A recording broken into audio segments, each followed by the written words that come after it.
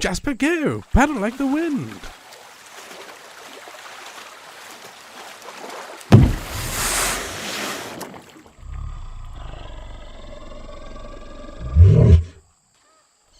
Jasper, my good man. Yarp. Have we run aground? Yarp. And now we're completely stuck just a few feet away from an enormous man-eating creature? Yarp. Well, I don't think we will survive this through the strength of arms. I think it's time to negotiate.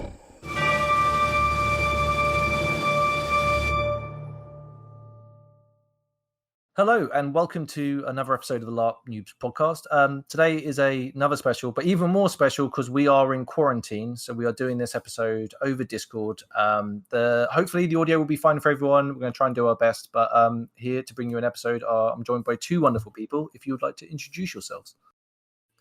Hi, I'm Al Bevan. I have been LARPing for a long time and I tend to tell stories when I'm at LARP. Yeah, I work for both LT and PD as their, customer-facing side, really. So yeah, I play a lot of games, help run games, crew for games, and have done since I was about 12 years old. So yeah, Al, we'll get to why you're already quite notable on this podcast, but Jade, if you'd like to introduce yourself. Hi, I'm Jade Parsonage, and I'm a British-based storyteller and folk singer. I've been LARPing since I was 5 years old because my parents were the first generation of LARPers in the UK, and I storytell in pretty much every system that I'm in. At the moment, I'm a Imperial High Bard at PD for the Empire game, and I've just stood down from the games team at Curious Pastimes. But yeah, that's me. Well, it's quite a CV there, folks. And if you hadn't already guessed, we are going to be talking about storytelling, specifically about LARP storytelling, but I'm sure we will venture into other avenues as we go. To what I was saying earlier, so Al is the wonderful storyteller that is in Navarre. And me and Ian absolutely love hearing Al's stories. We were quite mesmerised by a couple of them. So straight off the bat, Al, thank you very much for some of the great stories that we managed to enjoy, you know? Oh, they're all stolen. Yeah, so where shall we start in how to tell stories at let's say at LARP generally? Like where would be a good, so you've had your idea, you're going to tell a story. What sort of thing are you guys thinking about? How do you approach this? I would start with trying to become comfortable speaking in public, because a lot of people, anybody can tell a story, but if you can't translate that over to your audience, then it's lost. The value of that story isn't there. So start by practicing public speaking. Yeah, I would say there are some things that I would say that are good rules. Like if you're not a confident person in front of a crowd, there are certain things that you can do, like trying to slow down your cadence or you speak is a good one. Remember to breathe, things like that, and try and speak to the back of the room, right? Like you're trying to get your voice heard, which I find a lot is where people are almost embarrassed by being in front of a large group, and therefore they lose the interest from the large group, you know? So yeah, absolutely. The thing that I see most when people perform, both at LARP and out and about, is what most people do is they stand up and the first thing they do is apologize for what they're doing. Yes. Stand up, they say, I'm sorry, or this is new, I haven't done it before, so bear with me, or anything like that. And it kind of gets to me because I want someone to stand up and go, hey, I'm in control here. I'm going to take you on this journey, this story, whatever it is. All you need to do is listen and come with me. Yeah, it's kind of annoying. Yeah. The fact is that you kind of need to have like at least a facade of confidence in order to sometimes hook someone into what you're saying, right? Yeah, absolutely. Yeah, absolutely. Yeah, I totally agree with that. I think one thing I would say is going to LARP and looking at the different storytellers that appear at Songs and Stories, which is a Navarre tradition where on the evenings people come around a fire and everyone sings and tells stories basically. But one of the things that I've noticed a lot is where you've seen people who are very, very confident telling their story, but I get the feeling with a lot of people that they didn't start there, right? Like, people aren't necessarily born to perform. Sometimes people have to work on it, right? Well, that's the thing with storytelling, is that it should be about the story, and it's not necessarily to do with the person who's telling it. Of course, in a LARP type sense, then you want your story to have something to do with the world that you're in, but it's the story which is the important bit, rather than the person telling it. You want people to be able to close their eyes and still experience that story. It's not something which has to be performed in a physical sense. Yeah, I think the interesting. Yeah, Al, sorry, what were you going to say? I was going to say that's really interesting because I'm a hack. I know I am. I've worked with some fantastic storytellers and know that what I do is not up to what they do. I also know that I never apologize for what I do. So I do perform, and it is, well, it's all about me. But it's about me taking people somewhere that they've not been. And I think to a degree, while I do things differently to Jade, because Jade's like a real proper storyteller and not, some show off like me. Then is there a proper storyteller though? Like absolutely not. No. Anybody can be a storyteller. Anybody can be a storyteller. Everybody's got a story in them. It's just if we're going to talk about kind of me being a proper storyteller, which as we've already discussed, there isn't such a thing really, then it's all to do with what happens as that breath leaves your body. So it becomes something magical. It becomes something more, because when you start telling that story, and of course you're kind of hooked into that breath, into that story. I think there's something to especially I find like verbal storytelling, like in our day-to-day lives we do it, but there's something very special about sitting down and listening to a storyteller, which I don't think I've really done much as ever with outside of LARP. You know what I mean? It's a really nice environment that can actually allow you to show off those skills to a welcoming audience. Yeah, it's something which is becoming more and more popular. There's been a revival in it, and I've noticed that both in a LARP sense, particularly in the festival LARPs, as well as in the real world. So it's become a lot more mainstream. Oh, very much. I'm part of that wave, by the way, Jade. I'm part of the huge influx of players in the last couple of years, for sure. Fantastic. Yeah, but it's all about great. just giving it a go. And you can start off really small. You can start off just telling that story to one other person. And I would say that it's important that you tell it to another person rather than just try and tell it into a mirror or something like that, because storytelling is about working on that feedback that you're getting from your audience and being able to read your audience and respond to it. And that's why storytelling is different from just reading a story from a book, because as a storyteller you can change your story to react directly to your audience, whereas if you're just reading from a book you can't. I definitely recommend telling a story to start off with one person if you're not too confident, and then just build from there. I think that sounds very good. Yeah, it's quite interesting you said that, because I recently told a story for the first time at Empire Day. So there's a storytelling competition there, and I entered. I won because no one else entered, but I still won. So it counts. Totally counts. Exactly, counts, right? Counts. I got a prize and everything. Yeah. But it was like even I had to tell the story twice. Once when I got there just to kind of try and get the story out, and I was kind of nervous about it, just to try and get some votes for it. And then because there was no one else entered, they made me tell it in front of everyone, right?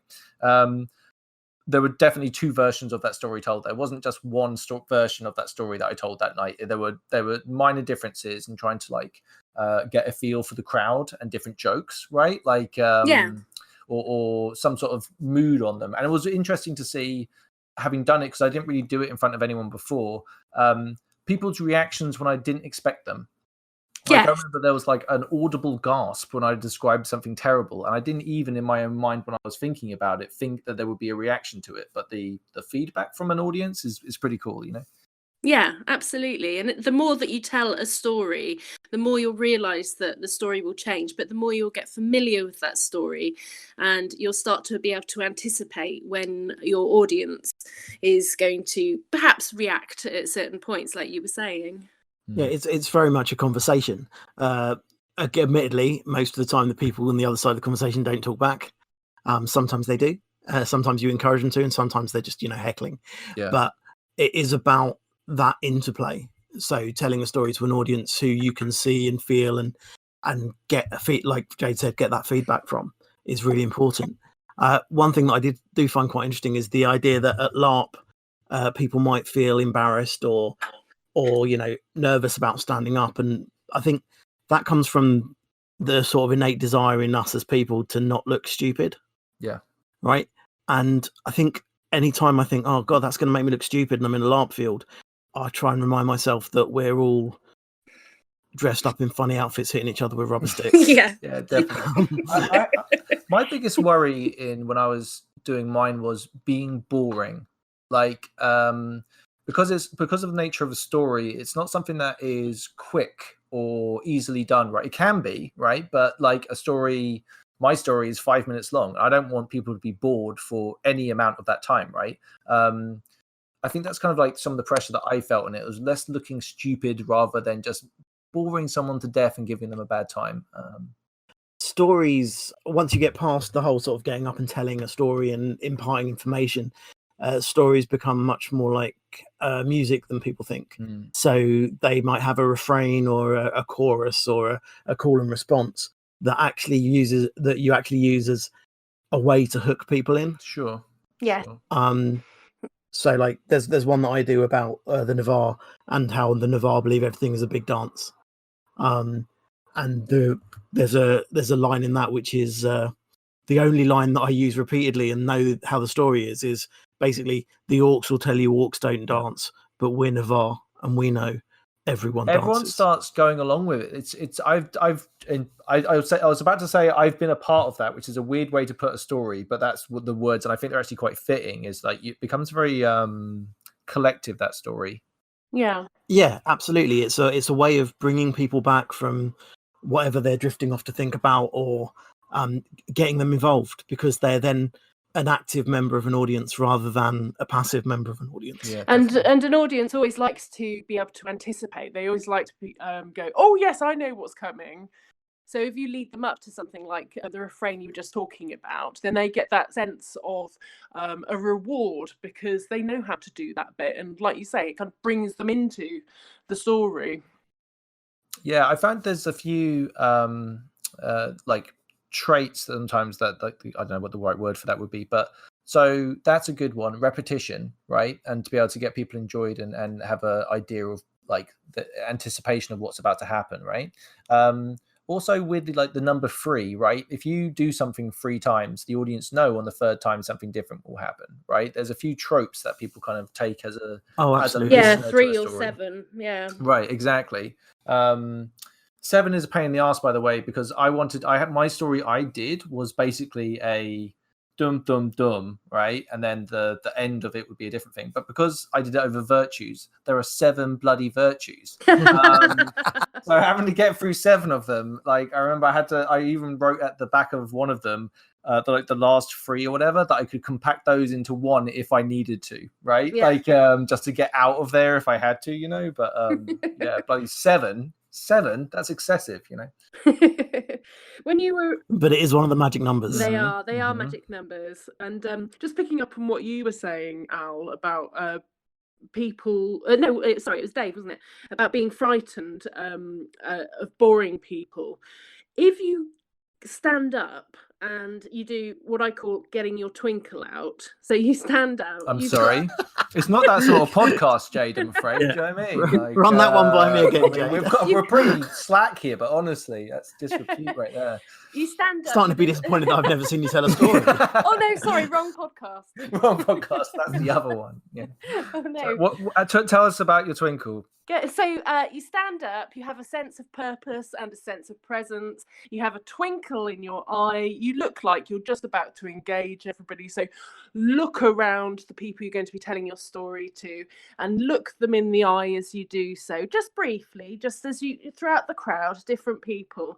And what you're doing there is you're giving people permission to enjoy the story that you're just about to tell.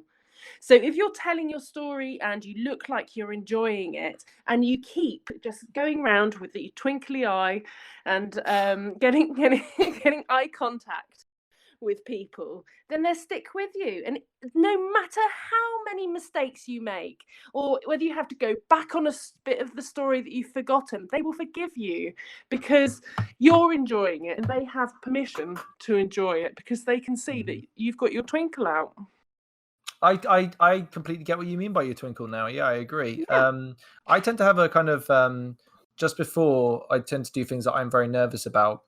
I feel like, think of me more like grabbing myself by the back of my own shirt and throwing myself out of an aeroplane is the kind of like how I tend to approach things I'm scared of. But once you actually get out there, like, it's funny how one person engaging in your story can be enough to, yes, I can get this whole crowd. Do you know what I mean? Like, I remember making eye contact with someone that was actually engaged and being almost like, holy crap, let's do this, right? And then you start to engage with everyone else, eye contact.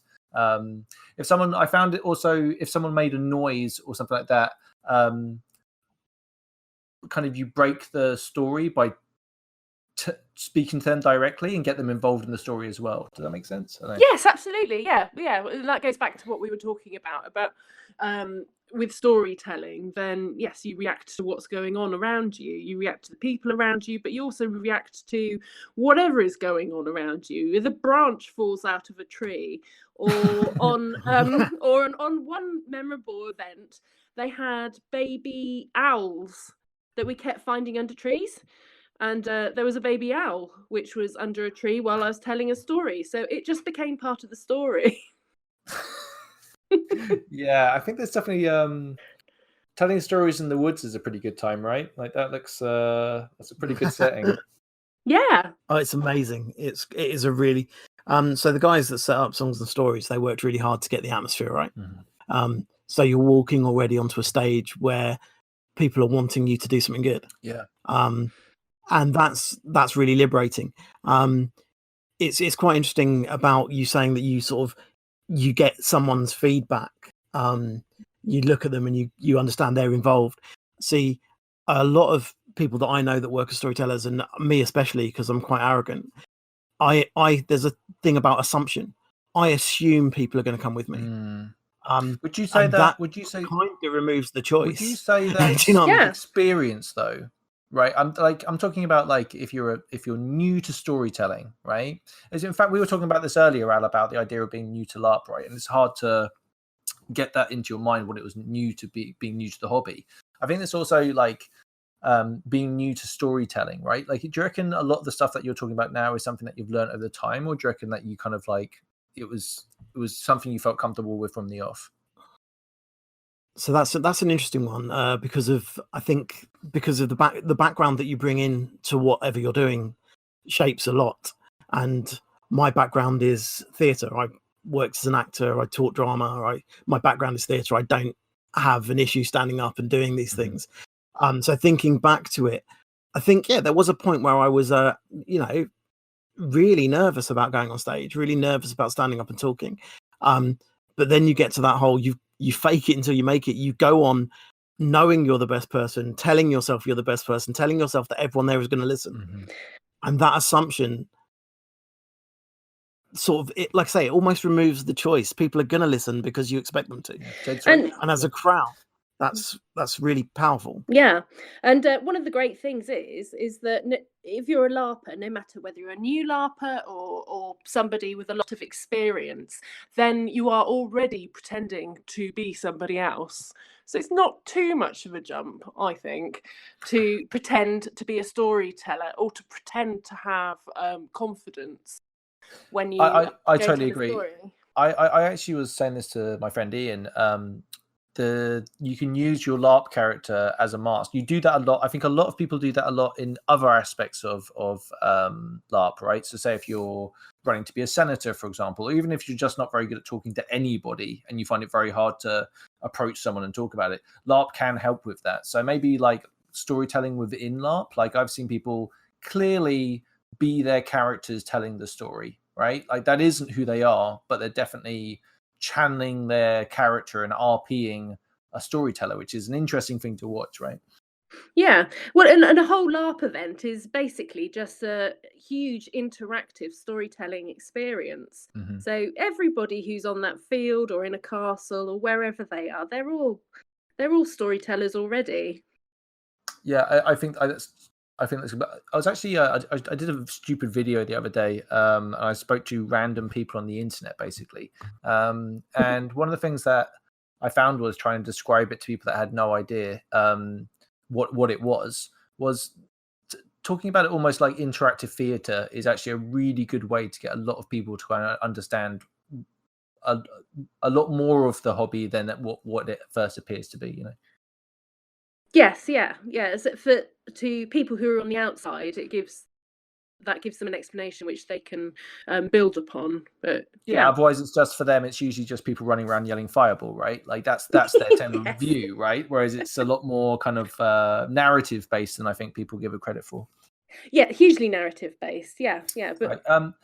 Let's talk about creating a story, right? Like, let's say you feel like you would like to tell a story at Empire. How would you go around like trying to find a subject matter or a story that you could tell? I think there's a few different ways that you can approach that. One, and I think that's the way that I would thoroughly encourage, is for you to try and find it on the field. So just go around and talk to as many people as you can find or who will talk to you, and you'll find more often than not that stories will find you and pick up one which interests you and decide that you're going to tell that story. And then there's a process called this is might sound a bit dull. There's a process called the bare bones. So you take that story, and it's probably either something out of the kind of the history or the background of Empire, or maybe it's something a bit bawdy and fun. But you take what a bawdy story at Empire? Are you crazy? Well, the marches. But you take your story and you break it down into its parts, and you keep breaking it down until you get, say, about, I don't know, 6 different words which are your story. So it might those 6 different words are all that you have to try and remember if you're going to tell your story. You just elaborate around those 6 different words, those 6 different bare bones in the story. Okay, interesting. Let's use a real world example of that. I don't know. Let's do Jack and the Beanstalk. Like, what would you say would be the 6 words there, right? Like magic beans, giant beanstalk.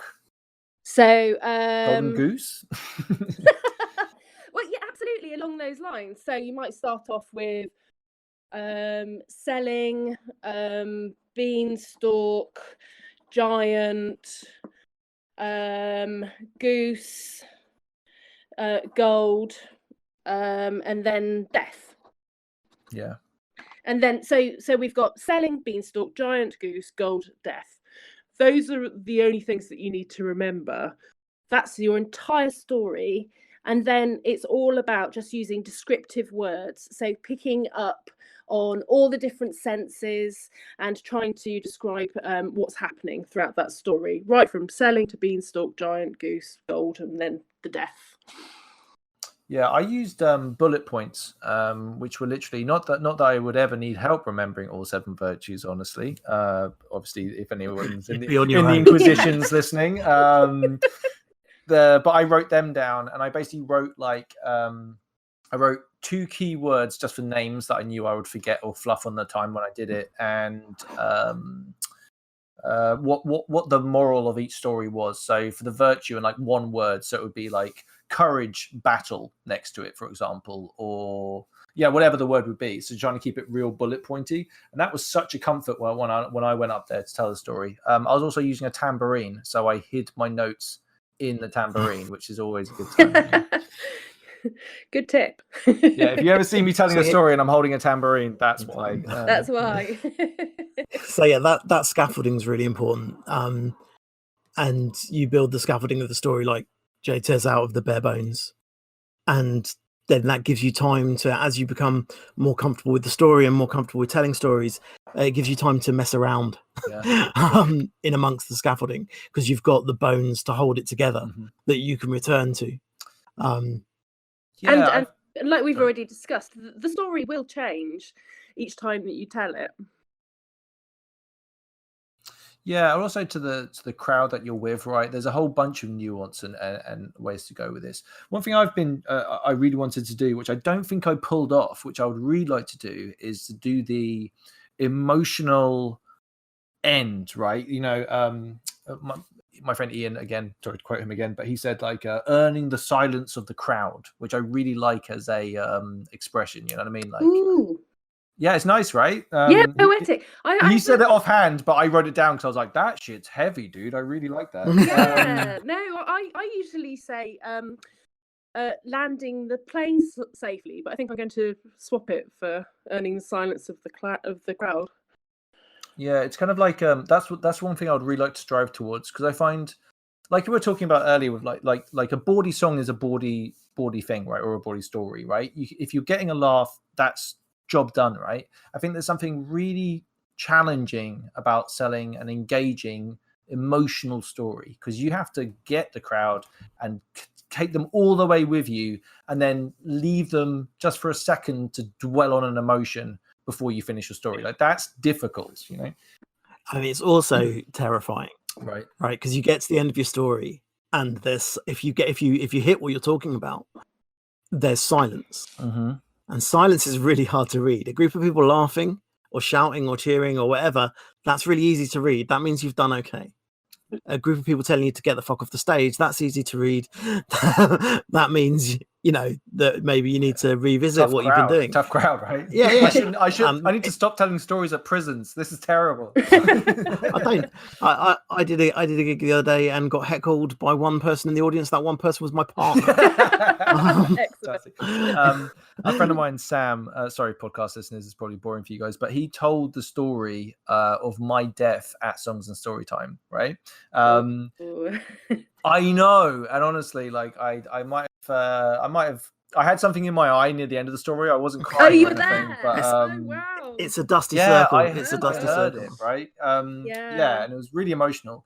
But I remember thinking, like, I was really worried about him telling my story, right? Like, I was really like, oh man, like, what if the crowd are just so bored by this, right? And there was like an emotional silence at the end, and I was like, oh no. But I think Sam was worried about it, but it turned out that everyone was actually really engaged in the story. So there's a kind of it's brave to try that story, and I think it's a great Everest to try and conquer. Yeah, well, like Al was saying, it's terrifying when there's a silence at the end of your story, because you want feedback, and usually when there's a silence at the end of the story, people aren't really staring at you anymore.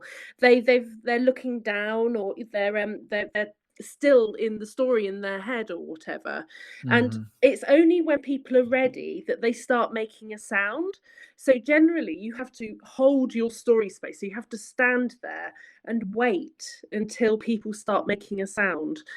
So and usually it comes in drips and drabs as well, where people going, oh, thank you, or one person might start clapping or whatever. But yeah, it's very hard to stand there and allow that quiet, that silence to happen. It's interesting. See, sorry, Al. I'm awful. I'm awful for it, because I know that quite a few of the stories I tell end with that sort of emotional resonant point, and then I give it a few seconds, and then I've got a punchline that completely undermines it. It's great you just said that, because actually that was going to be my plan, right? The story that I told has this I can't help but feel as it peters off at the end, right? Like, so my plan is to do a gag at the end.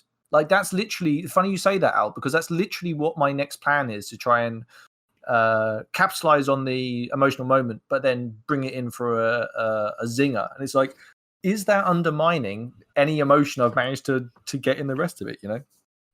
I don't know. I think it's an interesting one. It depends on the gag, because quite often you can set up that emotion, and people are with you and they're feeling it, and they're going and they're experiencing what you're saying, Mm-hmm.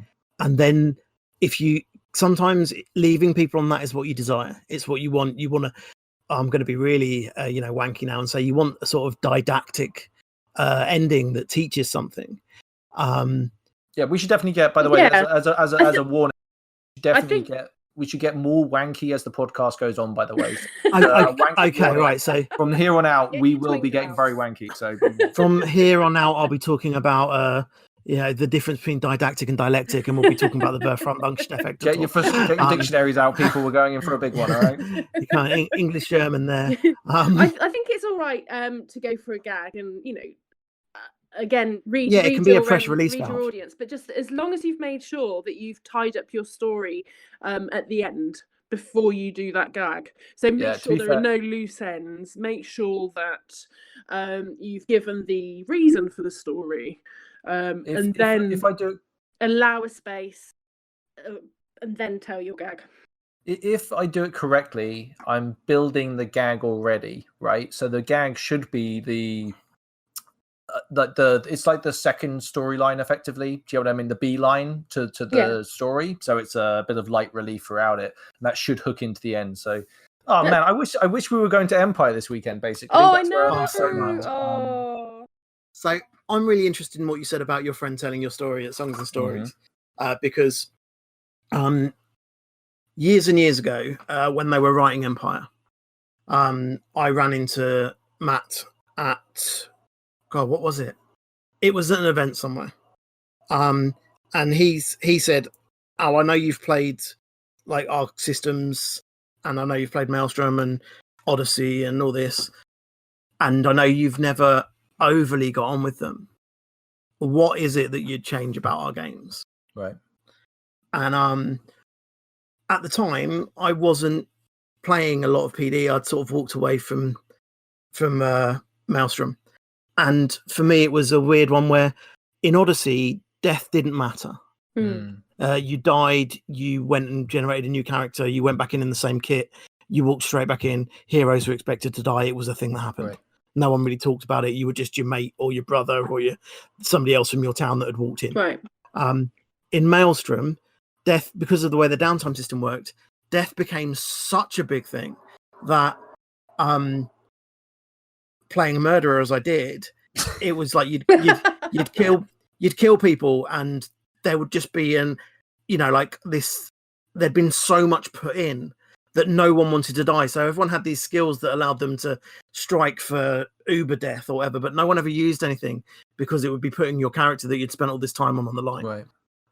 So I said to Matt, death needs to be important.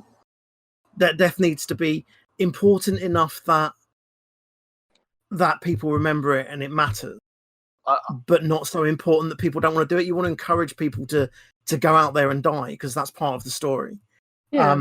And when we discussed how we'd do that, it was very much along the lines of one of the greatest things that can happen is you turn up as your new character to a fire somewhere, and someone is telling your heroic story of how you died that morning. This is one of the things I really enjoyed about first going to Empire and going to Songs and Stories was the stories I was hearing were like, I remember talking to Ian about it, being like, man, like these stories are probably about someone, maybe someone at the circle right now, right? And that's a cool thing to hear. Like, I want to be a hero, right? Little did I know I had to die to get a story told about me, unfortunately. But what better way of honouring a character? It was the best, like not to get too emotional about it, but like it was. So dying was a really great experience. Coming back was great. It was a really good thing. But the absolute full stop emotional stopper, on all of that, was the story at Songs and Stories, right? That hit me in a way. It's still something I'm decompressing now. Like the emotion I felt when I was listening to it for a fictional character, right? That was myself, which is weird, but is that because you feel like your character has become or became something more than just you?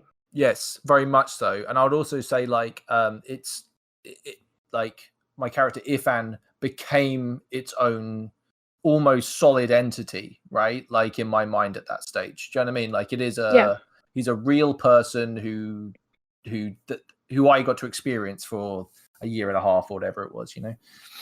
Yeah, so it's interesting. It's interesting because we're all in that field to tell stories or to create stories or to be part of a story or whatever it is. However you chase plot or interact with people, whatever it is you do, everyone's there essentially to be a hero in their own story or an anti-hero or you know, whatever it is that floats your boat. And then if you do a thing that then people take time to talk about later, it's why hanging out with LARPers in the pub is simultaneously brilliant and awful, because they will tell you their LARP stories. Yeah. And LARP stories are amazing. And they're even better if they're you and you're there. But if someone's telling a story that is genuinely interesting and it's about something you've done, that's really cool. Do you know what I mean? That's an awesome thing. But picking up on that, it's interesting how these stories are all links in a chain. So you have your own story, your character, the things that you've done, and then somebody else tells the story of you, perhaps say if your character's died, and then that legend goes on. So each person who's telling this story adds something to it. So that story could have started, say, at event 1, and then we're at event 7, and that story's still going, and it's changed. So each different time it's being told, it's like another chain, another link on a chain of the story of that particular character. Absolutely, and I think there's something to be said about being a like an unreliable narrator when you're doing any story, right? Like if you're telling the story of somebody, like definitely embellishing or exaggerating certain aspects and omitting other bits. So it depends on what you want to do with the story, right? You don't need to that's your job. Truth get in the way of a good story. Exactly, right? Like you gotta, heroic as all hell if you want to do that, or not, right? It depends on the story you want to tell, right? Yeah, but it's absolutely. interesting that these stories are both in the LARP field and in the LARP setting, and then so they're following one kind of branch or thread or chain in that setting, but then also off the field, like you were saying, say when people have LARP pub meets, then those stories are still actually carrying on in the real world, you know, out of that LARP field. They're still carrying on in their own way. I also think there's something to be said about when you're at Empire and you are doing something like something you could do could possibly end up being a great story. It's just a question of how you approach certain things, right? Like like my buddy shot a herald from a not very far distance while hiding bravely behind all the people actually fighting. So we called him the hero of Brokeliand incessantly, and we still do it now. Like he is the hero of Brokeliand because he was so chuffed with himself for shooting a herald. But we've created a whole thing about him now. Like, you know, in fact, I need to tell the story of the hero of Brokeliand just to really give archers a lot of shit. That's going to be the entire intention of me telling the story. But that's where troubadours come in as so strong in Empire, because they can absolutely make a person. They really can. They can big them up. They can give them characteristics that perhaps they don't even have, but they can make a person, make a character quite prominent within the system. What do you think just about through storytelling? What do you think about storytelling as a political tool at Empire? I so have it's to super be powerful and underused. Yeah, I have to be quite careful because, as the position of an Imperial High Bard, then I have to try and remain neutral, which is quite. You said try. Then you didn't say. I don't stay neutral. I try and stay neutral. Yeah. Each person has their own flaws. So I have to try. I have to attempt to at least be seen to be neutral. Whether I am or not, or whether any of the other Imperial High Bards are, is another conversation. But yeah, absolutely, you can. I reckon you can sway elections. You can get people on side of whoever's going to be the next empress. You can have real power if you really go for it. See, it is really interesting as well because as my character Empire, I tell stories to reinforce the nation brief. So the stories that I tell tend to be about what it means to be Navarre, how being this sort of Navarre is the best way to be. And do you source that from like the lore of Empire, or do you take some creative liberties? The lore of Empire in terms of what each nation is quite well established. So yeah, it's mainly off the wiki, and then I find stories that, you know, either ancient stories that I can change, or I find a story that I can tell my way that reinforces my point, or I write a story that reinforces my point that I'm trying to make. Yeah, the stories. So the stories from the different nations I find quite interesting. So I definitely feel there are Navarre stories and Dornish stories, and that, you know what I mean. Like each of the different nations are probably going to have their own. Let me put it this way: the Brass Coast definitely has their storytelling. You know, it's they definitely do. Each different nation obviously has a very different brief.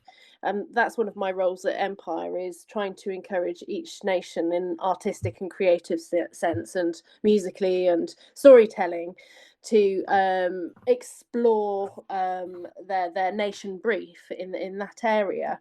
So it's really wonderful, and absolute one of the joys of me going to Empire is hearing people tell stories in their particular nation's way. My character is Dornish, so I'm so sorry. We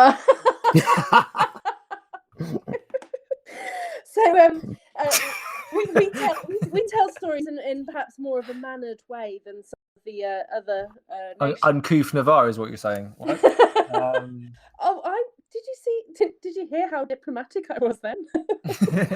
No, I think it's great though. And by the way, Dawn, I have some very good friends in Dawn. Just want to say that before people get stabbed in an alleyway. Mate, don't go down that line. That is a really dangerous. I'm not nationalist. I've got some really good friends in Dawn. Yeah, just let you know. Yeah, exactly. Oh my god, let's not even go into that. What have I become? Yeah, let's not. What have I I'm become? not being rude, but yeah, I think you actually put me onto quite an interesting book back when before the quarantine started. A book by Joseph Campbell. A Hero with 1,000 Faces is the book. I am yet to finish it because that is a dense book and leaves me thinking about things a lot after each chapter. So it's taken me a while to get through, but a very interesting book. It's a great book. Yeah, you're not alone with that. It's about there's a lot to do with archetypes in there. Yeah, which is what I want to talk about. So the book kind of like, and this is me paraphrasing. I haven't finished the book yet, so here I'm going to tell you what it's about. But it's it's like archetypes and universal truths of storytelling. Effectively, there are certain things that we see multiple times in multiple cultures around the world, and it kind of explores a lot of those different ideas. Would you say that's fair? Yes, yeah. Absolutely. And some would argue that there's only a finite amount of stories, and it's just us telling the same few stories, basically, over and over again. Are there any archetypes that you can think of that fit certain nations? Like, is there any nations that you have a kind of idea of? Well, if I'm going to tell a Dornish story, well, I'm going to approach it in this way, and these are probably some of the themes I'm going to have in it. Oh, that's a good one. That is. It's so hard not to say the idiot about some places. I try and get one good question out an episode, so that was it. That's a really good question. Yeah, I think that I've been telling stories for so long now at Empire that I don't even find myself thinking about the archetypes anymore. Everything just kind of slots into place in my head. But when I was starting telling stories there, then I think that I would look at the different archetypes and try and place them or use them in stories. I can't really think about. Oh no, I'm just trying to think about which archetypes I'd place for each nation. Great, Ali, great got any? question though.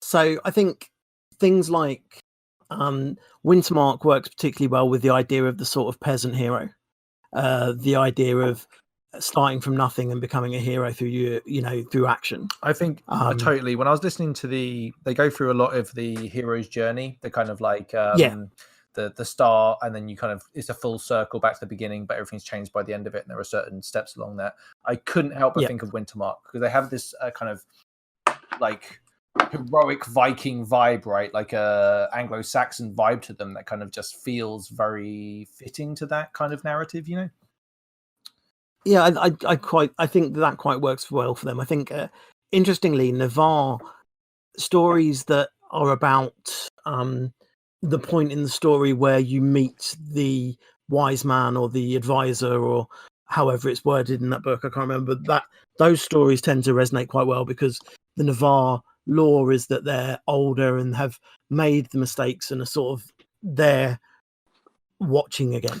That's a good point. That's an interesting. I don't think there's enough stuff to do. I haven't heard that many stories with that in mind. I think that'll be really interesting to kind of explore a bit further, especially with the what's the old empire that Navarre formed off? Turuniel? Is it Turuniel? Yes. Don't ask me questions like that. I'm supposed to know stuff like that. Quick! Look it up. Quick to the wiki. Good keyboard noises. Yeah, exactly. That's all sound effects. But you got a Foley artist. I've got a whole studio around me set up to go. That's how we do the intros and outros. Going back to the archetype thing, I've just I've just been sitting with that question for a little bit, and I think that in general, I'm not so aware of the different archetypes in Empire, but I do use things for the stories that I tell that are from the book that you were telling, talking about the Hero of a Thousand Faces. So I would do things like a meeting with the goddess. You could probably relate that to when people go and have meetings with the Eternals. Yep. Obviously, atonement with the Father is something which we have a lot.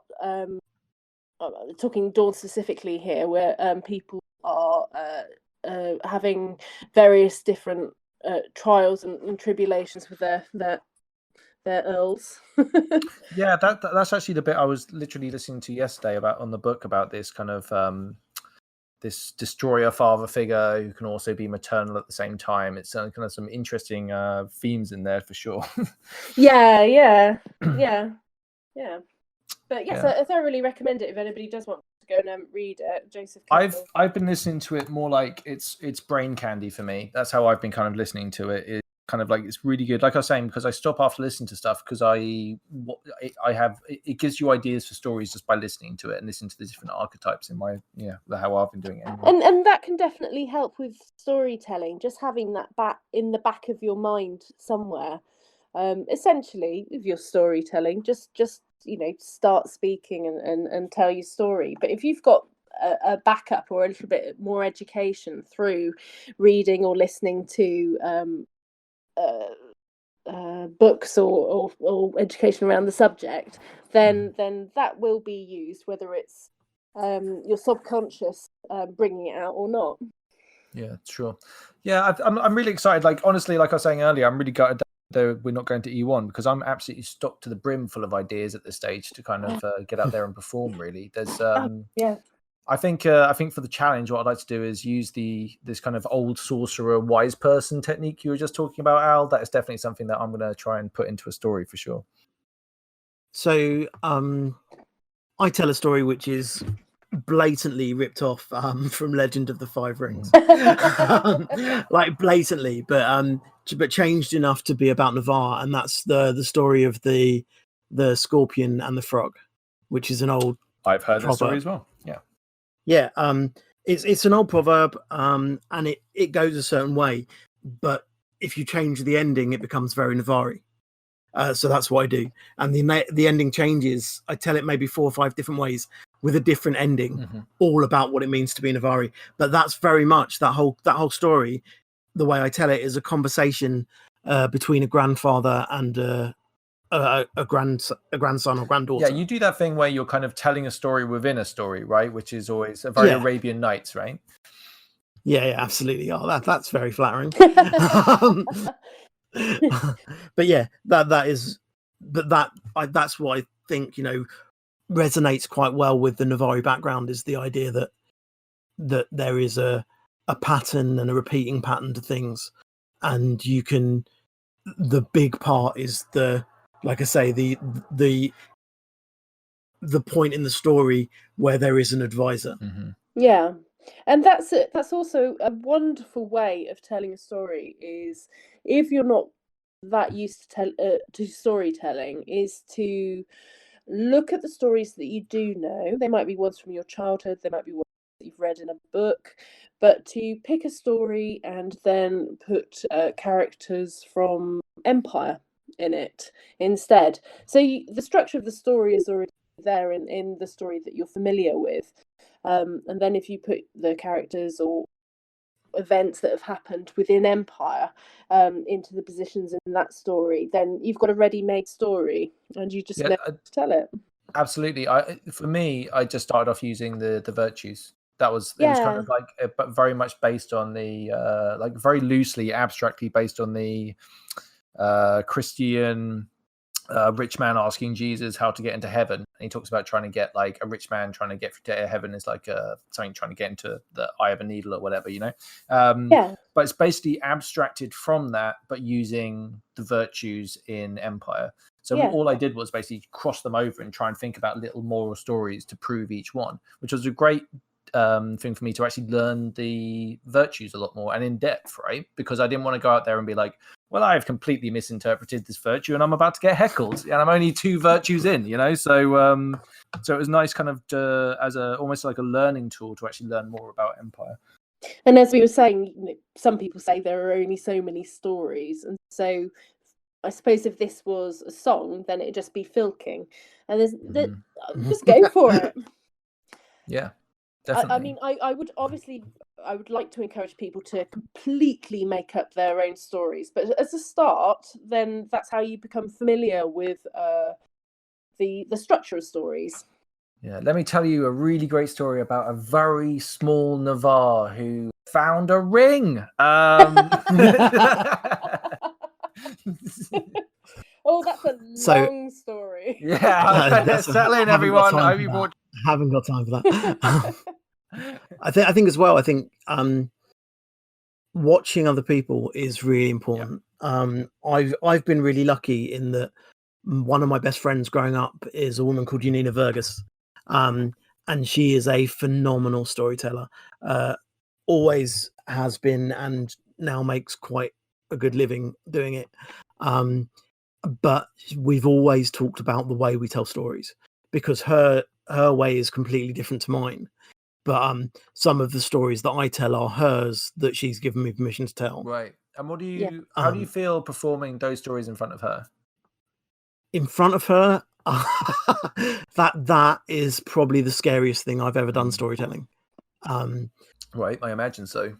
But she's a great audience, so yeah, you just hope you did them justice. Again, I've talked to her about using her story and using her initial structure, but then I very much make it mine. I think it's impossible to tell a story and not make it your own, to be honest. Like, what was that? Reservoir Dogs, when Mr. Orange is trying to come up with his backstory about being undercover or whatever, right? Like, the idea is that you tell the story and tell the story and tell your story until you make it your own, then you exist within the story. So someone throws you a curveball, like, was the waitress cute? You can be like, yeah, she was okay, but and you know what I mean? Like, you're Yeah, but that's where some people fall down, because they think they have to tell the story like the person they've learnt the story off, and you absolutely don't. You should always tell the story in your own style and in your own way. And sometimes it takes a little while to find your own style, but you will always find it, and people will always accept your own style. and you telling it in your own style, much better than you trying to mimic somebody else. Right. Interesting. Yeah. I think, yeah, and having freedom with it as well. I mean, it's why telling your own stories is always better. They resonate more, I think. But once you've got to that point where you have a freedom that you're not on rails, people can tell if you're just sort of going through the same thing over and over I again. think there's something to be said about, remember we were talking earlier about sparkle or whatever. There's something to be twinkle, sorry, apologies. Your little twinkle. Little? All right. It can be a normal sized or larger than normal. It's fine, whatever. As long as you get it out, it's fine. Well, I'll probably end up seeing your twinkle next event, so something to look forward to. I'm sure you will. I get my twinkle out a lot. Jesus. Right. I've completely lost track of what I was just saying. I'm not sure this is what I signed up I didn't for. sign up for this either. Oh, God, wrong podcast again. As soon as we stop recording, I'm hitting the delete button on the whole thing and just best destroy it now than let it out into the world with all that twinkle. The world's not ready. No. God, what was my point just then? Sake. Let's go on. Someone else say something for a minute. So, Al, how have you found telling stories online? So that's really interesting because I've not actually done it yet. Yeah, I've only gone sort of face to face. I've done some poetry online, but that's kind of that's where I start from terms of writing and telling stories. So just to say, songs and stories. This episode will not be released before Songs and Stories is done, but Songs and Stories is now being done on what would have been the Saturday. They're going to do a Twitch stream with people joining in on Discord and kind of doing performances for people instead of Songs and Stories. It's a pretty ambitious project, so I'm really curious to see how it comes out. But yeah, storytelling is going to be hard, I think, in that sort of environment, right? Yeah. I'd also like to say that they are trying to raise funds for the new theatre tent in the league, and I think on the 24th, which is probably before tomorrow. Yes, tomorrow, I think. This episode will not see the light of day before then. Then they're also having a performance with lots of songs and music and storytelling to raise funds.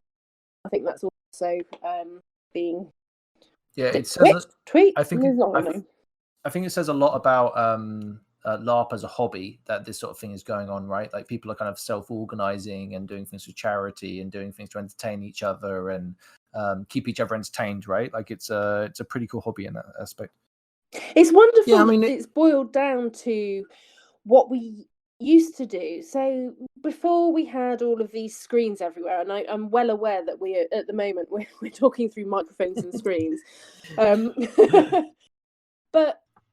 when we had that quiet in the evening, that's when people would start to sing or tell stories. And it seems that now we've been forced to slow down, then again, that seems to be naturally what people are doing. They're starting to storytell more and they're starting to make more music.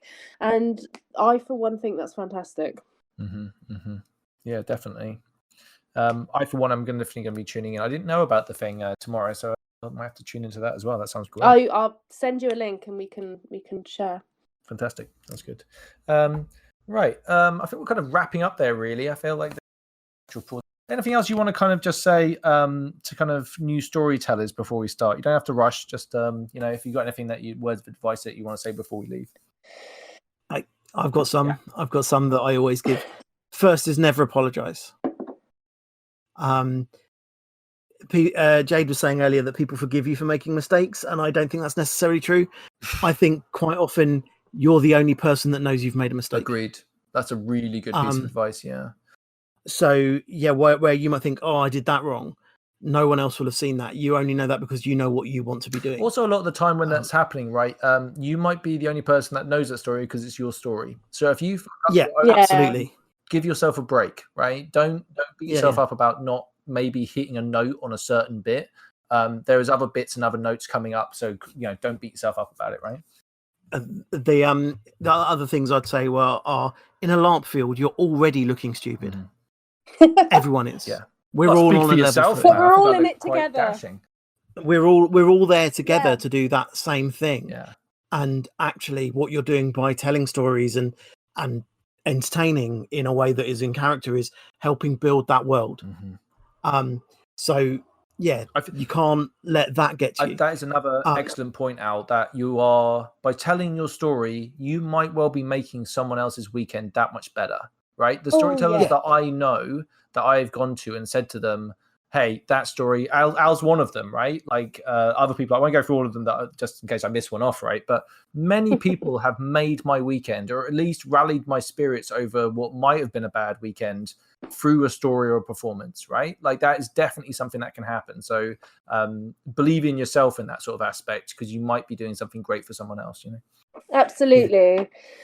And technically, what I'd say is stories have rhythms, repeats, choruses, almost like a song.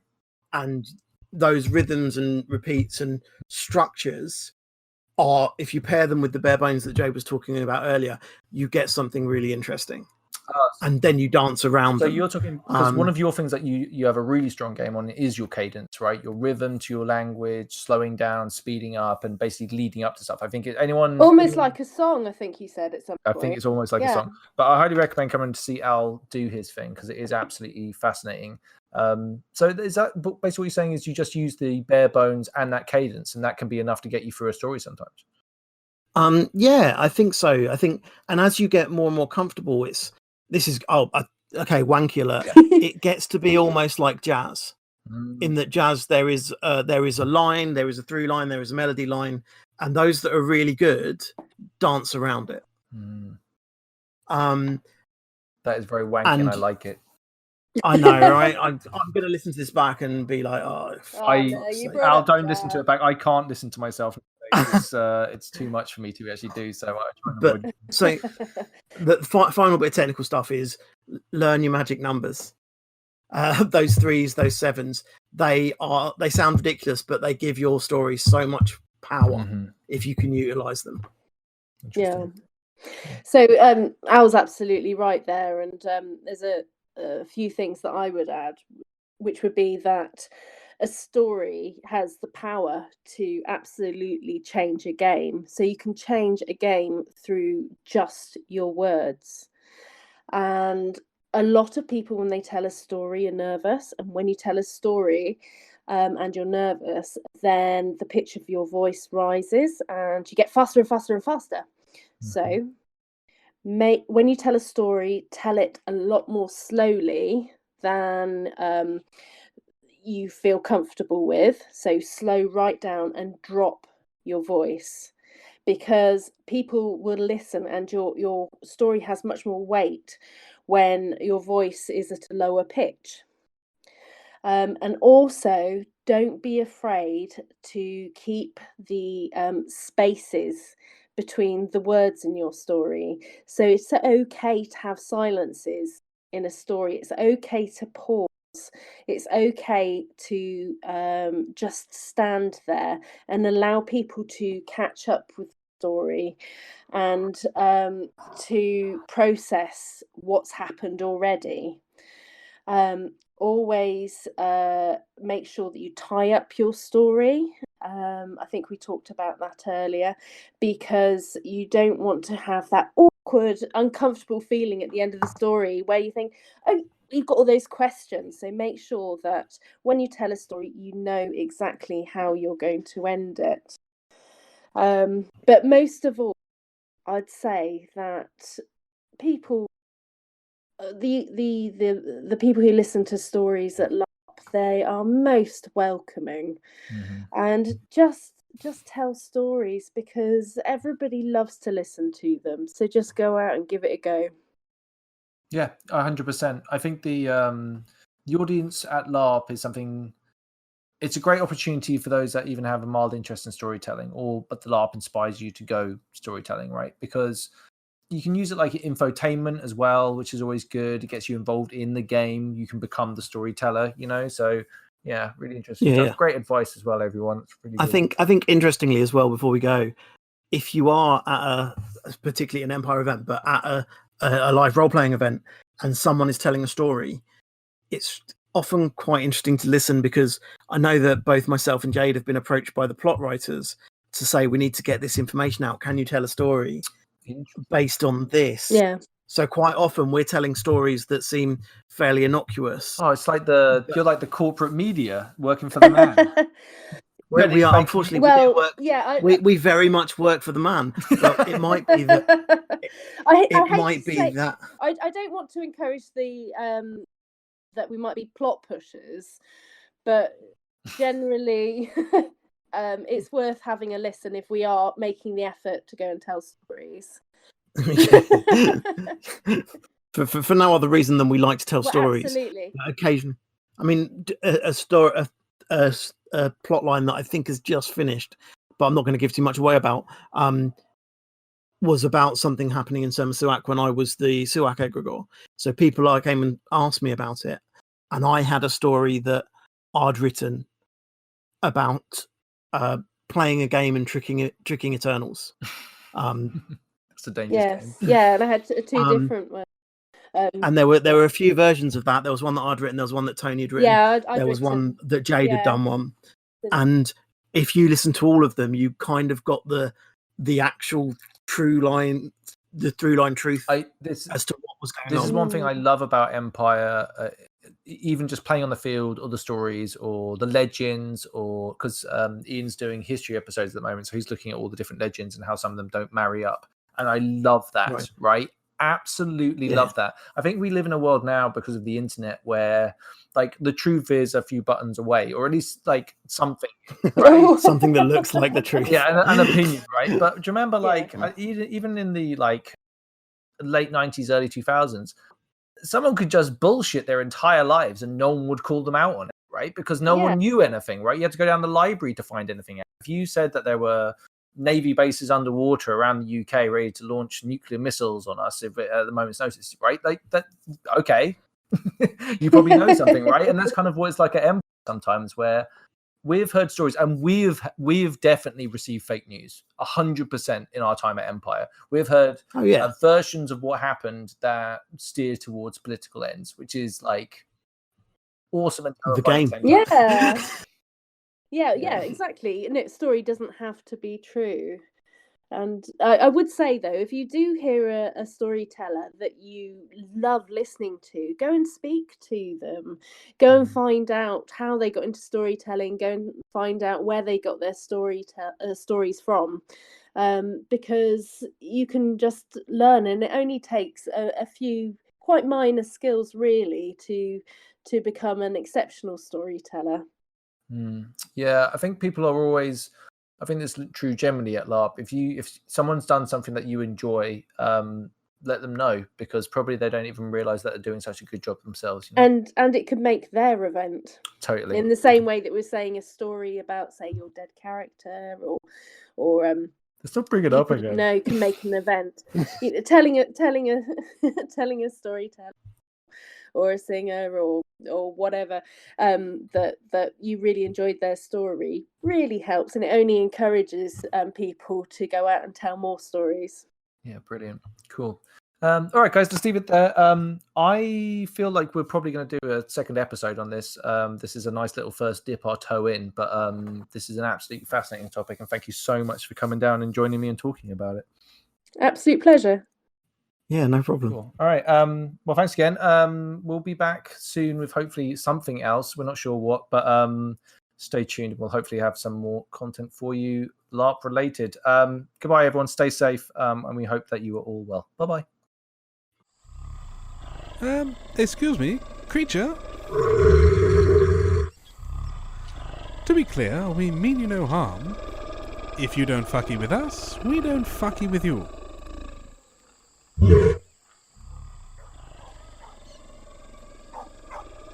What's that noise?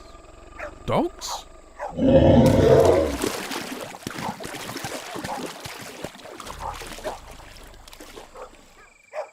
I think it's gone. Blimey, that was a close one. Jasper, have you ever seen that creature in the swamp before? Nope. I've never seen an animal move like that. Nothing that big and nothing that powerful. It could have made short work of the three of us, that's for sure.